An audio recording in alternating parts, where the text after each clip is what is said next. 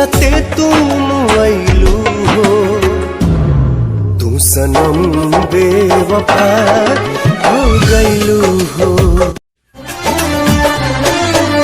झूठे पियवलू मोहब्बत के पानी, अब ससुरा में जातारू। लगल बाधा बेवफाई के देह में, तू नहीं तनिको धुआतारू। पानी दिहल जला का भइल बा? पूछा तो का भइल बा? देख खर पड़ल बा। खरे न पड़ल बा ये नाती। अब बिस्को पड़ा हाडा कौवा के होगल ताड़ी में पी जे तरह तो कोनो बात नहीं के। का सोचता तारिस यार? ई है कि सोले के अगर ठाकुर साहब आज जिंदा रहतन तो उनका वैक्सीन कहाँ लागी? चुप सुने ने तार पर लगी। का होता हो? बिमल खाता नहीं खैबे? छी हम बिमल खाम रे। गांजा पिएबे तो बोल। भक तोरा घर के लोग से डर लागल बा। रे कहाँ बारिस? निकल बाहर। ते हमरा छोटका भाई से बड़ा बतिया उतरल यार।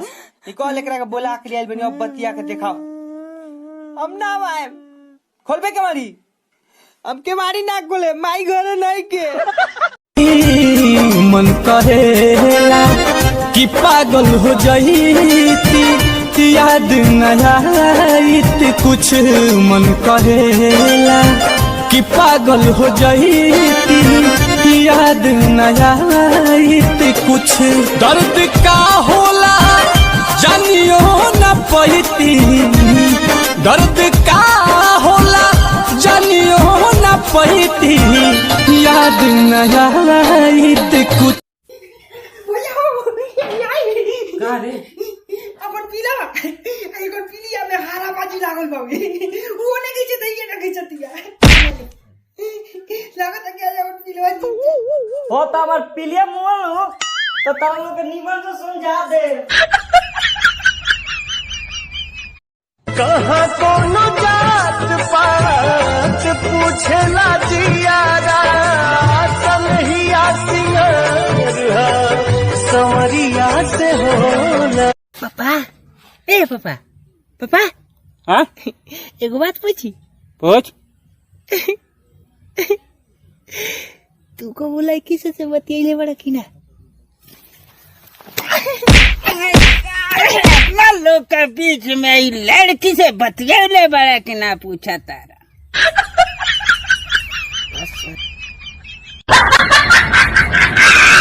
सगरो धुआं धुआं उठल जिंदगी में हमरा ऐसे, सगरो धुआं धुआं उठल जिंदगी में हमरा ऐसे। जान बिन बेजान भैनी जीही बोल कैसे, तू बतावना समझावना, तू बतावना और प्यार पे भरोसा नहीं यार कहलू, काहे इंतजार में हमारे कहलू। हमरो तो पीछे बा घर परिवार, कब तले हमरा। सर का सोना ना जोरेला? नहीं, सोना कभी नहीं जलता है। तो रामायण में रावण के लंका जोर के राख कैसे हो गई? हाँ, सोचने वाली बात है। कहीं ओकर नकली सोना तो नानू रहे। घूम जानी दिन में लूहा लग जाए मैडम। हेलो, क्या कर रहे हो? कुछ नहीं। क्यों, क्या हुआ?